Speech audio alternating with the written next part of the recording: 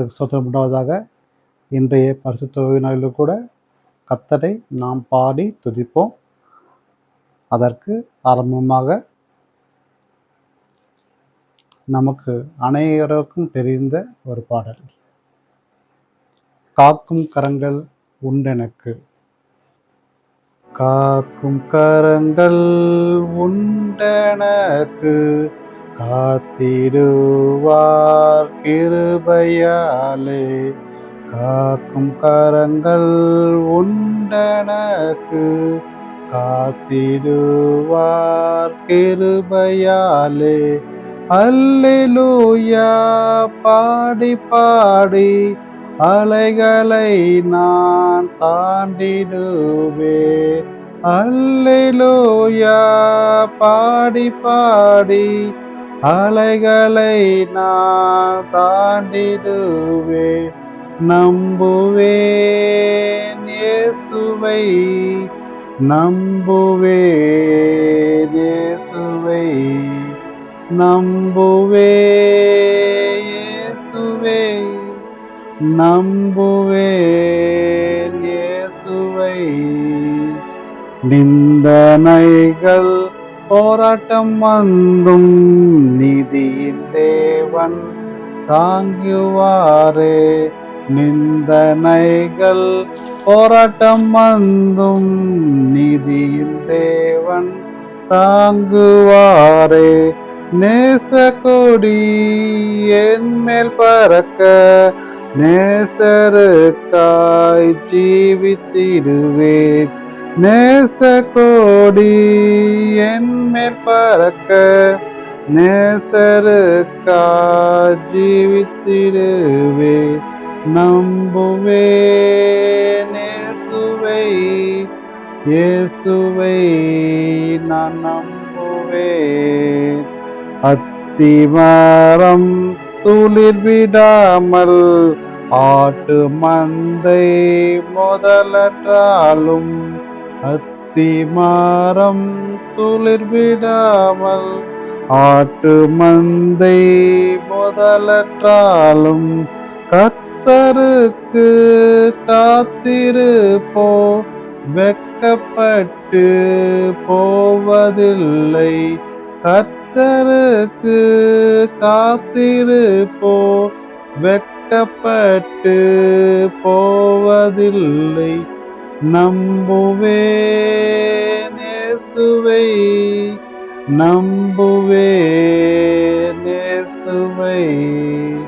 காக்கும் கரங்கள் உண்டெனக்கு, காத்திடுவா கிருபையாலே. காக்கும் கரங்கள் உண்டெனக்கு, காத்திடுவா கிருபையாலே. Price the lord. கர்த்தருக்கு துதி மகிமை உண்டாவதாக. ஆமென்.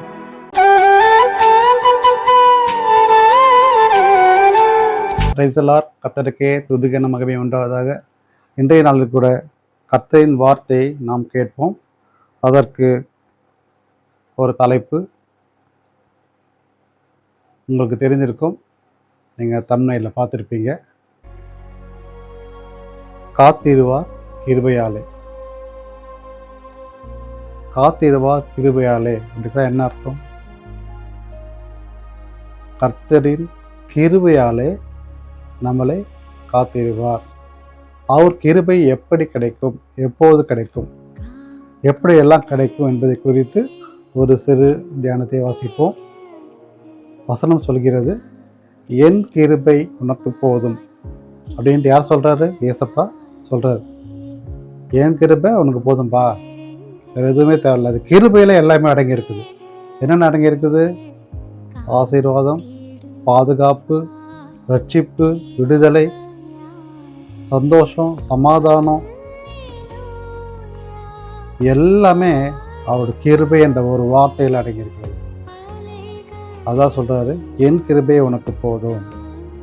ஒவ்வொரு நாளும் நாம் தூங்கி எழும்போதோ இந்த உலகத்தை காண செய்வது அவருடைய கிருபை தான். அவர் கிருபையால் தான் நிலை நிற்கிறோம். இன்று நானும் இப்போது உங்கள் மத்தியில் பேசிக் கொண்டிருப்பது கூட அவருடைய கிருபையால் தான். உங்கள் வாழ்க்கையில் நீங்கள் மனுஷனை நீங்கள் எத்தனை விதத்தில் வேணால் நம்பலாம், நேசிக்கலாம், அவர் பின்தொடர்ந்து செல்லலாம், அவர் சொல்வதெல்லாம் செய்யலாம், இப்படி எது வேணால் செய்யலாம். ஆனால் அது எல்லாவற்றும் நிரந்தரமானதல்ல. ஏனென்று சொன்னார், அது எல்லாமே முடிவான ஒரு விஷயம், முடிவுகின்ற ஒரு விஷயம் என்று சொல்லலாம். எண்ட் பாயிண்ட் உண்டு. ஆனால் நம்முடைய கர்த்தராகிய இயேசு கிறிஸ்துவுடைய கிருபை எப்போதுமே முடிவில்லாதது, எட்லெஸ், முடிவே கிடையாது. முடிவில்லாத ஒன்றாக நாம் இறுதி மூச்சு உள்ளவரை அவருடைய கிருபை நமக்கு நிலை நிற்கும். அதனால்தான் நம்ம ஒவ்வொரு நாளும் நாம் வெளியில் போகும்போது சரி, வரும்போது சரி, நம்மளை பாதுகாத்தது யாரு? இயேசுவோட கிருபை தான். நிறைய பேர் நினைக்கலாம், நான் எதுவுமே பண்ணுறதில்ல, போகிறேன் வரேன், எனக்கு எதுவும் ஆகிறதில்ல. நிறைய பேர் நினைக்கலாம். நிறைய பேர் உலகத்தில் இருக்காங்க இல்லையா, அதாவது கடவுளே இல்லைன்னு சொல்கிறவங்க இருக்காங்க இல்லையா. எத்தனையோ மதங்கள் இருக்குது, அதில் சில பேர் கடவுளே இல்லை அப்படின்னு சொல்கிறவங்களும் இருக்காங்க இல்லையா. அவருக்கும் நல்லா தான் போகிறாங்க வராங்கன்னு சொல்கிறாங்க இல்லையா. ஆனால் கர்த்தர் என்ன சொல்கிறார் தெரியுமா? நீர் என்னை பார்க்கவில்லை என்றால் நான் உன்னை பார்த்து கொண்டே இருப்பேன் என்று சொல்கிறார். நீ என்னை காண மாட்டாய், நான் உன்னை எப்போதும் காண்பேன். நீ கூப்பிடும் போது உன் அருகில் இருப்பேன், உன் வலது புறத்து வீட்டில் இருப்பேன் என்று சொல்கிறார். இது கிறிஸ்தவ மக்களுக்கு மட்டும் இல்லை, ஒவ்வொரு மக்களுக்கும் சொல்கிறேன். கிறிஸ்துவை அறிந்து ஏற்றுக்கொண்டு வருகிறவர்கள் நிச்சயம் இதன் பலனை அடையலாம். இப்படி நிறைய பேர் முற்போக்கு சிந்தனைகளும் நிறைய பேர் இருக்காங்க. யாருமே இல்லை, என்ன தான் நல்லா இருக்கு அப்படின்னு நினைக்கிறாங்க. ஆனாலும் நாம் பிறப்பது எப்படி? ஒரு தாயின் கருவிலிருந்து பிறக்கிறோம், பின் வளர்கிறோம், இப்படியெல்லாம் பேசி கொண்டிருக்கிறோம். அந்த கருவியை உருவாக்கிறது கூட ஒரு கிருபையால் தான். இந்த தாய்க்கு கருவி உருவாக்குறது ஒரு கிருபை தான் இல்லையா? ஏன் சொல்கிறேன் என்றால், எத்தனையோ பேருக்கு குழந்தை இல்லாமல் இன்றும் இருக்கிறார்கள். 10 years 20 years 30 years 30-40 வருஷங்களாக இருக்கிறாங்க இல்லையா, குழந்தை இல்லைன்ட்டு. ஆனால் ஒரு தாய்க்கு கருவை கொடுத்து வளர்த்து ஆளாக்கி அவங்க இப்படியெல்லாம் பேசி கொண்டிருப்பது எதனால் பாருங்க? கடவுளுடைய கிருபை இருந்தனால்தானே நீ பிறந்த. இருக்கும்போதும் நாம் இப்படிப்பட்ட விஷயங்களில் நம்ம கிறிஸ்தவர்கள் நாம் அவர்களாக ஜெபிக்க வேண்டும். இப்படி உள்ளவர் ஜெபிக்க வேண்டும். ஒரு நாள் அப்படிப்பட்டவர்களை மாற்றுவார் என்று நான் ஜெபிக்க வேண்டும். ஜெபத்தினால் எல்லாமே கூடும். எத்தனை பேர் விசுவாசிக்கிறீங்க? ஜெபத்தினாலே எல்லாமே கூடும். வசனம் சொல்கிறது, தேவனாலே எல்லாம் கூடும். தேவன் என்பவர் நம்முடைய கர்த்தராகிய இயேசு கிறிஸ்து. அவர்கிட்ட நம்ம போயிட்டாலே போதும், அவர் பாதப்படியில் சென்று விட்டாலே போதும், நாம் நினைப்பதெல்லாம் கூடும். வாழ்க்கையில் பார்த்தீங்கன்னா நிறைய டைமில் எத்தனையோ விதமான சோதனைகள் கஷ்டங்கள் வந்து கொண்டே இருக்கும் இல்லையா? நம்ம எவ்வளோ பெரிய ஆளாக இருந்தாலும் சரி, அந்த சோதனை கடந்து தான் ஆக வேண்டும். சமீபத்தில் கூட ஒரு 2 நாட்களுக்கு முன்பதாக நம்முடைய இந்தியாவில் ஒரு பெரிய ஃப்ளைட் ஆக்சிடெண்ட் நடந்தது. நீங்கள் அனைவருக்கும் தெரிஞ்சிருக்கும். ஃப்ளைட்டு டேக்அப் ஆகி ஒரு 3 minutes ஆக்சிடெண்ட் ஆகிடுச்சு. ஒரு பில்டிங் மேலே மோதி ஆக்சிடெண்ட் ஆகிட்டு 242 பேர் இருந்தாங்க. அதில் 241 பேர் இறந்துட்டாங்க. உடல் கருகி இறந்துட்டாங்க. ஒருவர் மட்டும் கடவுள் கிருபையால் உழைத்து கொண்டார். பார்க்கவில்லை என்றால் இந்த வீடியோவை பார்த்து விட்டு வாருங்கள், பின்பு பேசலாம்.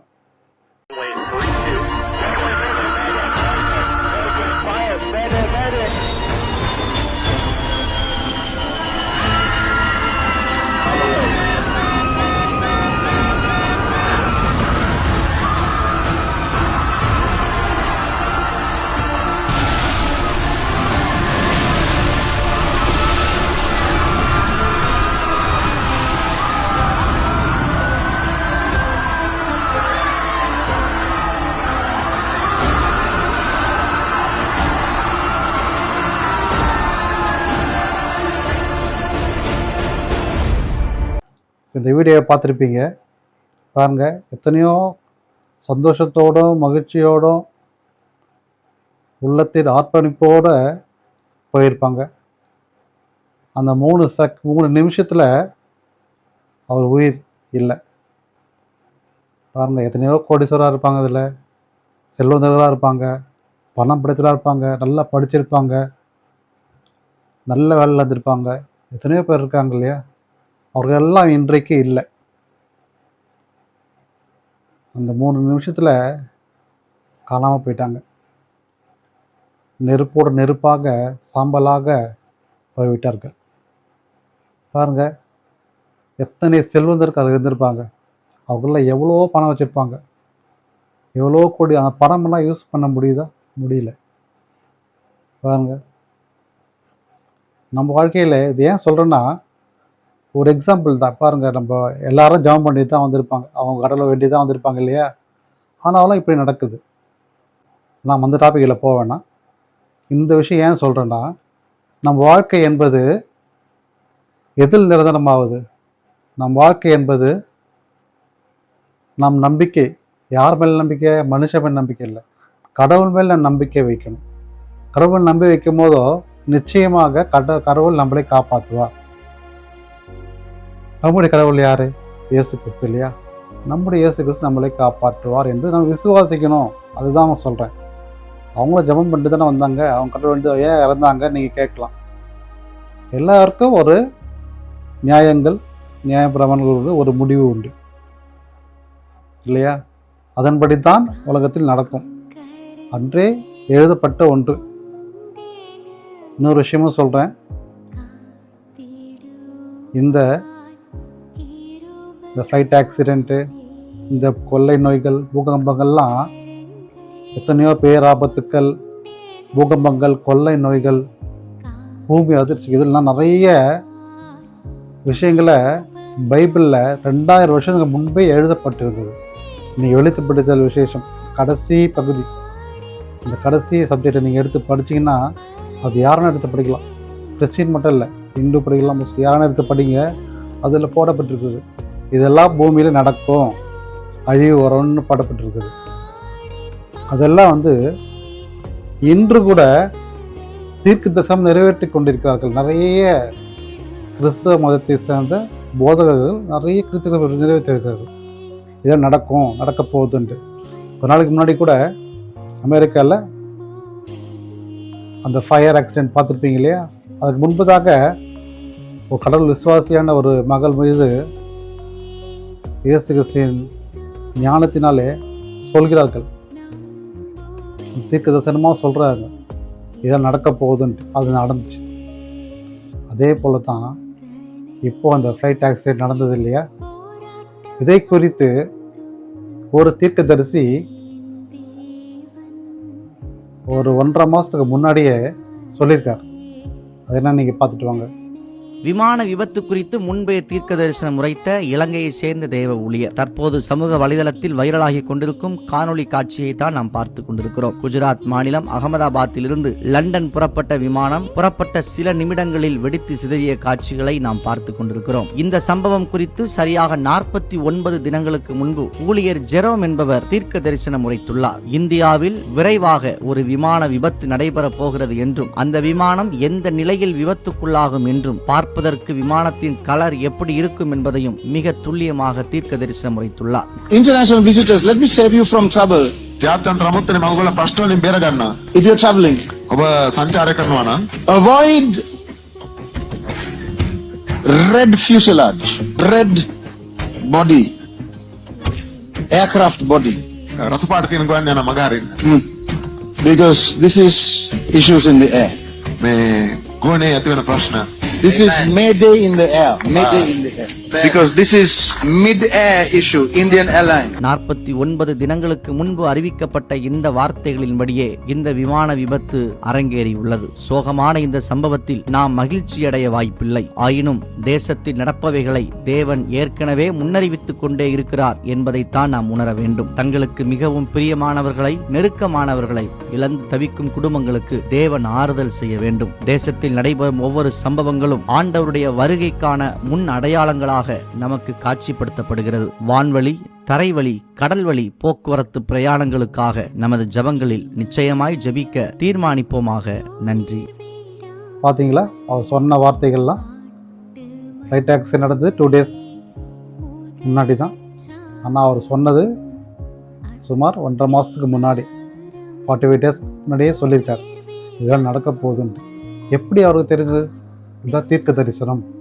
கடவுள் அவர்களுக்கு தீர்க்க தரிசனமாக சொல்வார், அதை மற்றவர்கள் எடுத்து சொல்வது தான் தீர்க்க தரிசிகளின் பணி, இயேசு கிறிஸ்துவின் பணி. அது இப்போ உங்களுக்குள்ள கூட தோணலாம், அப்போ சொன்னது ஏன் முதலே வந்து கணக்கு எடுக்க முடியும். ஆனால் அது எப்போ, எங்கே, எப்படி நடக்கும்ன்றது யாருக்குமே தெரியாது.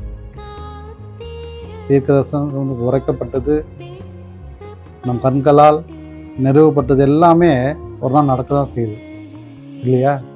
பைபிள் எழுதப்பட்டதெல்லாம் நடந்து கொண்டு தானே இருந்தது. கொரோனா என்ற கொலை நோய் வந்தது, பூகம்பம் வந்தது, பேரழிவுகள் வந்தது, எத்தனையோ நாச மோசங்கள்லாம் வந்தது இல்லையா? நடந்து கொண்டு தான் இருக்கிறது.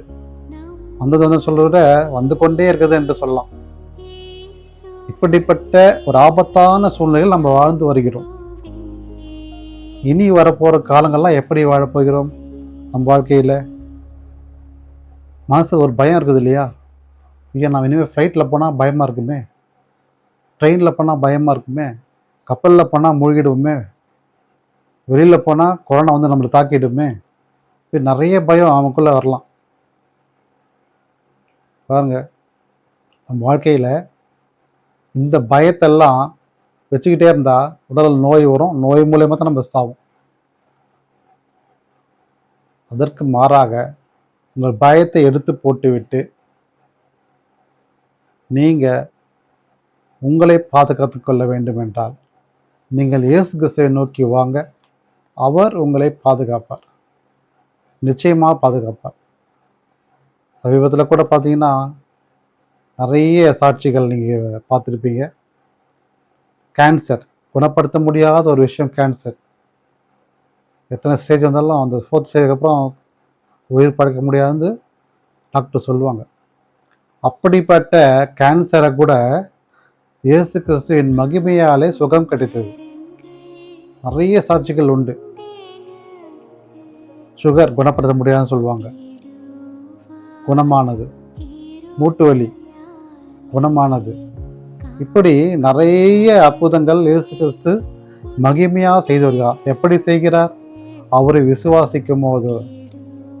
அவர் விசுவாசித்தால் தேவனுடைய மகிமையை காண்பாய் என்ற வசனத்தின்படி நீங்கள் அவர் விசுவாசித்தால் நிச்சயமாக நீங்கள் அவர் மகிமையை காணலாம். நீங்கள் வாழ்கின்ற வாழ்க்கை, நீங்கள் செய்கின்ற செயல்கள் எல்லாமே அவரை முன்வைத்து செய்தோமானால் உங்கள் வாழ்க்கை பாதுகாக்கப்படும். இந்த வசனம் சொல்கிறது, எரேமியா 1:8, நான் உன்னுடனே இருக்கிறேன், நீ பயப்படாதே. இந்த வசனம் நீ கேள்விப்பட்டிருப்பீங்க. அதுக்கு அடுத்து எரேமியா 1:8, உன்னை காக்கும்படி நான் உன்னுடனே இருக்கிறேன். இந்த நான் உடனே இருக்கிற இந்த வார்த்தை நிறைய டைமில் பைபிள் வசனம் எழுதப்பட்டிருக்குது. உன்னை காக்கும்படி நான் உன்னுடனே இருக்கிறேன். யாரை? என்னன்னா நம்மளை தான், உங்களையும் என்னையும் தான் காப்பதுக்காக தான் அவர் இருக்கிறாரு. நீங்கள் தொடர்ந்து அவரோடு ஜெபிக்கும் போதோ, அவர் வேண்டுதல் செய்துட்டு வெளியில் போகும்போதோ வரும்போதோ அவருடைய பாதுகாப்பு அரண் எப்போது துணையாக இருக்கும், நிச்சயமாக இருக்கும். உங்களுக்கு பேராபத்துக்கள் நோக்கி வந்தாலும் இயேசு கிறிஸ்து உங்களை அரணாக நின்று பாதுகாப்பார். இது நிஜம். எத்தனையோ பேர்கள் அற்புதங்களை பெற்றிருக்கிறார்கள். இதுவரை உங்கள் வாழ்க்கையிலே போராட்டங்களோ, கஷ்டங்களோ, சோதனைகளோ, துன்பங்களோ எத்தனையோ இருக்குதா? எல்லாவற்றையும் ஓரமாக வச்சுட்டு நீங்கள் அவர்கிட்ட வந்து முழங்கால் இட்டு ஜெபிக்கும் போதோ நிச்சயம் உங்களுக்கு விடுதலை கொடுப்பார். உங்கள் வாழ்க்கை கண்டிப்பாக விடுதலை பெறும். பாருங்கள், இப்போ இறந்துட்டாங்க இல்லையா எத்தனையோ பேர், நிறைய கோடீஸ்வரராக இருப்பாங்க, நிறைய பணங்கள் வைத்திருப்பாங்க, நகைகள் வைத்திருப்பார்கள், சொத்துக்கள் வைத்திருப்பார்கள். ஆனால் இன்று அவரோடு சென்று விட்டதா? இல்லையே, சாம்பலோடு சாம்பலாக மண்ணோடு மண்ணாக தானே போச்சு. பாருங்க, அந்த பணம் செல்வம் இது எல்லாமே உபயோகம் இல்லை என்றால் அது வெறும் சாதாரண ஒரு பொருள் தான். நம்ம அளவுக்கு மீறி ஆண்டவர் பணம் கொடுத்துருப்பாரு, அதை பயனுள்ளதாக நீங்கள் உபயோகப்படுத்தினால் அது ஆசீர்வாதம். அதை தவிர்த்து விட்டு எனக்கு மட்டும்தான் என்று நாம் நினைத்து கொண்டிருப்போமானால் அது ஆசீர்வாதமா? பாருங்க, ஒரு செகண்டில் அது உயிர் போயிடுச்சு, இந்த பணம் கூட போக முடியல. அதை பயனுள்ளதாக மற்றவர்களுக்கு இல்லாத மக்களுக்கு நம்ம உதவி செய்தால் அது எவ்வளோ ஆசீர்வாதமாக இருந்திருக்கும். அப்படி செய்யும் போது ஏன் உங்களுக்கு பாதுகாப்பே கடத்தல் கொடுத்துருப்பார். பாருங்கள், அந்த ஃப்ளைட்டில் போக வேண்டிய ஒரு மகள் வந்து டிராஃபிக் ஜாமால் கரெக்டான டைமில் அந்த ஃப்ளைட்டை பிடிக்க முடியல, அவர்கள் போக முடியல. அதில் ஃப்ளைட் வந்து கிளம்பிடுச்சு. போன 3 நிமிஷத்தில் நியூஸ் வந்துச்சு, ஆக்சிடென்ட் ஆயிடுச்சு. அவள் பேரதிர்ச்சி ஆயிடுச்சு. एक्चुअली मैं वापस लंदन जा रही थी और मेरी फ़्लाइट का टाइम था 1:10 का, तो हमें पहुंचते थोड़ा 12:20 हो चुकी थी और 12:10 को एयर इंडिया वालों ने चेक इन और सब कुछ करना बंद कर दिया था। मैं वहाँ पे चेक इन के गेट पे पहुँचने के बाद मैंने उनसे रिक्वेस्ट भी किया कि अभी 10 मिनट ही थोड़ा लेट हुआ है, तो मुझे जाने दो, जो भी इमिग्रेशन और वो होगा मैं फटाफट से सब क्लियर कर दूंगी। लेकिन उन्होंने और वो उनकी सीनियर स्टाफ भी आए थे, उन सब से मैंने रिक्वेस्ट की, लेकिन वो तीनों जन ने मुझे वापस ही भेज दिया कि नहीं मैडम, अभी 10 मिनट की आपकी लेट की वजह से हम लोग को और 15 मिनट लेट हो सकता है, तो फिर इसलिए मुझे रिटर्न होना पड़ा था। आपका लेट होने का कारण क्या था एयरपोर्ट पहुंचने? लेट होने का रीज़न तो यही था कि अहमदाबाद का थोड़ा ट्रैफिक, हम लोग ये सिटी एरिया में थोड़ा एंटर हो चुके थे, तो उस वजह से थोड़ा हमको लेट हुआ था। जब आपको पता चला है कि प्लेन क्रैश हुआ है, तब आप कहाँ पे थे और कैसे फील हुआ था? जब पता चला तब हम ऑलमोस्ट एयरपोर्ट से तो घर के लिए निकल चुके थे और हम लोग गाड़ी में ही थे, और तभी हमने न्यूज़ देखा कि ऐसा प्लेन क्रैश हुआ है। और at the time I was feeling totally num and एक तरह से अच्छा, मैं अपने भगवान का थोड़ा, माता जी का और सब शुक्रिया कर रही थी कि मैं बच गई। लेकिन दूसरी साइड ये भी था कि ये जो इंसिडेंट हुआ है वो बहुत ही थोड़ा टेरिफाइड है। பாருங்க, எப்படி கடவுள் அவரை காப்பாற்றினார். இன்னொருவர் ஃப்ளைட்டு ஆக்சிடென்ட் ஆகும்போது கரெக்டாக ஜம்ப் ஆகிட்டு தப்பிச்சிட்டார்.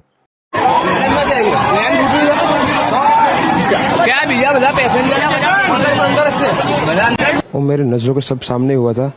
मेरे खुद को भी बिलीव नहीं होता कि मैं कैसे उसमें से जिंदा बाहर निकला, क्योंकि थोड़ा टाइम लिए कि तो मेरे को लगा था कि मैं भी मरने वाला हूँ, लेकिन जब मेरी आँख खुल के मैं देखा ना तो मुझे लगा मैं जिंदा हूँ।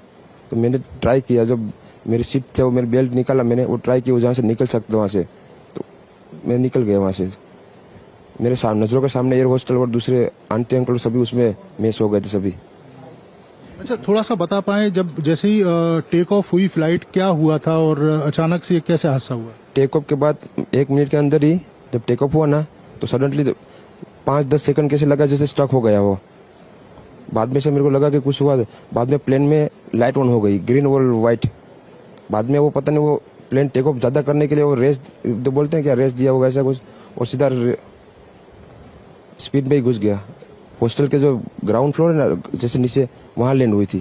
तो मुझे दूसरे के बारे में मेरे को पता नहीं, लेकिन मैं जहाँ लैंड हुआ था ना वो नीचे की साइड थी, तो जहाँ वहाँ थोड़ा पेस भी था प्लेन के जब बाहर। तो जब जैसे मेरा डोर टूटा ना सब, तो मैंने देखा ना जब सामने कि थोड़ा इधर पेस है, तो मैं ट्राई कर सकता हूँ निकलने के लिए, तो मैंने ट्राई किया निकलने के लिए। பாருங்க, 242 பேரில் அந்த ஒருத்தர் தப்பிச்சிட்டார். கடவுள் கிருபை. மீதி பேரோட கடவுள் கிருபை இல்லைன்னு நினைக்கிறீங்களா? நிறைய பேர் அசுவதமாக போயிருப்பாங்க, பாவத்தில் போயிருப்பாங்க. அந்த டாப்பிக் நம்ம போக வேண்டாம். இந்த உயிர் பழைத்தவர்களை நம்ம பற்றி நினைக்க வேண்டும். இப்படித்தான் நம்ம வாழ்க்கையில் பல்வேறு போராட்டங்கள் நம்மளை சுற்றி வந்துட்டே இருக்கும். 100 போராட்டங்கள் 1000 போராட்டம் நம்ம கண் முன் நின்றாலும் நம்முடைய வேதமும் நம்முடைய ஜபமும் இருக்கும் போதோ அதை பின்பற்றும் போதோ எந்த போராட்டமோ எதுவுமே நம்மளை அணுகாது. எல்லாமே கர்த்தர் பார்த்து கொள்வார். அவர் நமக்காக யுத்தம் பண்ணுவார். நான் உங்களுக்காக யுத்தம் பண்ணுவேன், நீங்கள் சும்மா இருப்பீர்கள் என்று வசனம் சொல்கிறது. நீங்கள் ஒன்றுக்கும் கவலைப்படாமல் எல்லாவற்றையும் விண்ணப்பத்தை சோத்திரத்தோடு நீங்கள் கொடுக்கும் போதோ கர்த்தர் அற்புதங்கள் செய்வார், மகிமையாய் நிறைவேற்றுவார். மத்தேயு 27, 28, 20. இதோ உலகத்தின் முடிவு பரியந்தம் சகல நாட்களிலும் நான் உன்னுடன் இருக்கிறேன். பாருங்க, உலகத்தின் முடிவு பரியந்தம் சகல நாட்களிலும் நாம் இருக்கிற வரைக்கும் நம்மளோடு தான் கர்த்தர் இருப்பாராம். எவ்வளோ அற்புதமான தேவன். நீங்க இந்த விஷயங்களை நீங்க பார்க்கும்போது உங்களுக்குள்ள ஒன்று தோணலாம், ஸோ நமக்கு இப்படி போனால் நடக்குமா, அப்படி போனால் நடக்குமான்ட்டு. நீங்கள் அதை குறித்து கவலைப்பட வேண்டாம். நடக்கின்ற வாழுகின்ற உங்கள் வாழ்க்கை பாதுகாப்பாக இருக்க வேண்டும் என்றால், ஆசீர்வாதமாக இருக்க வேண்டும் என்றால், நீங்கள் நம்முடைய உண்மையுள்ள மெய்யான நம்மோடு வாழ்ந்த இருந்த நம்முடைய கர்த்தராக இயேசு கிறிஸ்துவை பின்பற்றி வாங்க. அவரை நோக்கி நீங்கள் வரும்போதோ நிச்சயமாக உங்களுக்கு பாதுகாப்பு உண்டு. அவருடைய கிருபை உங்களை பாதுகாக்கும், அவருடைய தயவு உங்களை பாதுகாக்கும், அவருடைய மகிமை உங்களை பாதுகாக்கும், அவருடைய வார்த்தை உங்களை பாதுகாக்கும். நீங்கள் அவரிடத்தில் எடுத்து சொல்லும் ஜெபம் உங்களை பாதுகாக்கும், நிச்சயமாக பாதுகாக்கும். இதற்கு சந்தேகமே இல்லை. நீங்கள் விசுவாசிங்க, விசுவாசத்திலே நீங்கள் எவைகள் கேட்பீர்கள் அவர்களை பெற்றுக்கொள்வீர்கள். வசனத்தின்படி நீங்கள் விசுவாசிங்க, நிச்சயமாக இதை பெற்றுக்கொள்வீர்கள். ஆதியாகமம் 15:1. நீ பயப்படாதே, நான் உனக்கு கேடகமும் உனக்கு மகா பெரிய பலனுமா இருக்கிறேன். அப்புறம் என்னங்க, நீ பயப்படாதுப்பா, நான் உனக்கு கேடகமும் மகா பெரிய பலனுமா இருக்கிறேன் அப்படின்னு சொல்றாரு. நீங்க எதுக்கு குறித்து ஏன் பயப்படுறீங்க? எதுக்கும் பயப்படணும் அவசியம் இல்லை. நீங்க நன்மை செய்யுங்க. உங்களுக்கு நிறைய பணம் இருந்துச்சுன்னா அது இல்லாதவருக்கு கொடுத்து உதவி செய்யுங்க. கண்ணுக்கு தெரிஞ்சு நீங்க உதவிகள் செய்யலாம். உங்களா இருந்தா, உங்களுக்கே இல்லாத போதோ நீங்க அதை தேடி சம்பாதிங்க. சம்பாதிச்சு நல்ல நிலைமை வரும்போது அது இல்லாதவங்களுக்கு நீங்க கொடுங்க. உங்க உழைப்பால நீங்க முன்னேறினீங்கன்னா, நீங்க முன்னேறி உங்களுக்கு அதிகமான பணம் கிடைக்கும் போதோ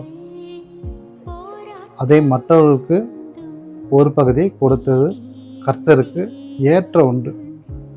வசனமும் சொல்லுகிறது, இல்லாதவருக்கு நீங்கள் கொடுங்க. அது ₹1 இருந்தாலும் பரவாயில்ல, உங்களுடைய இருப்பதை கொடுங்க. வசனம் சொல்லுகிறது. நீங்க அப்படி கொடுக்க கொடுக்க உங்களுக்கு ஆசீர்வாதம் பெருகி கொண்டே இருக்கும்.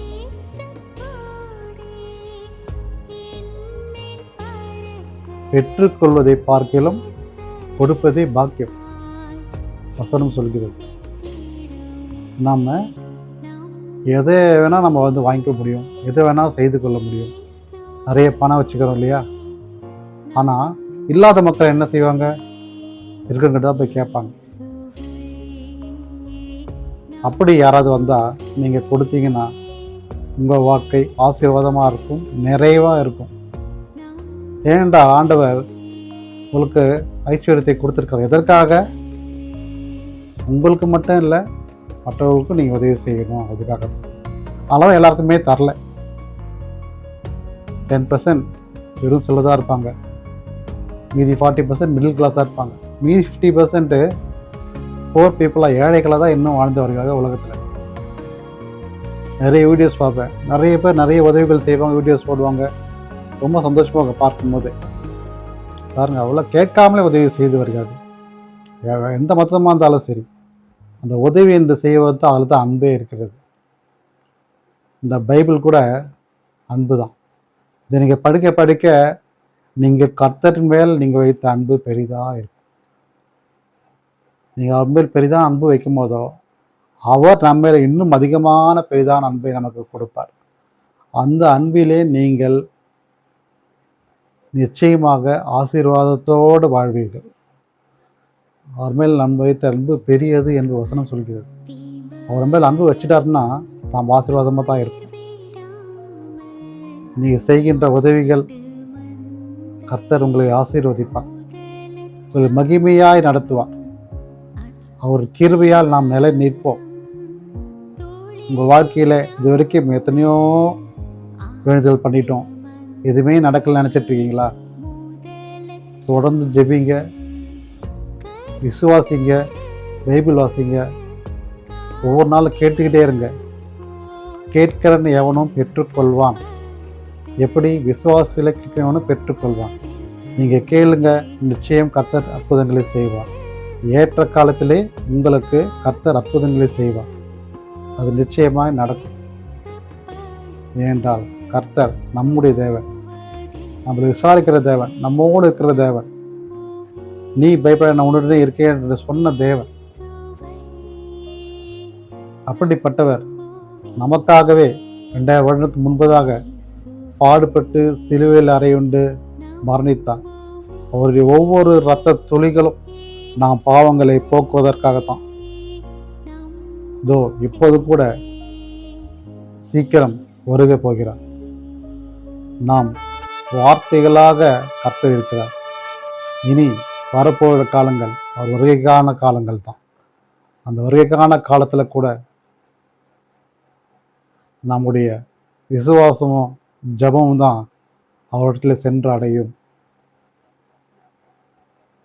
அப்போது நாம் எப்போதுமே பாதுகாப்பாக இருப்போம். அதற்கு மரணமே இருக்காது.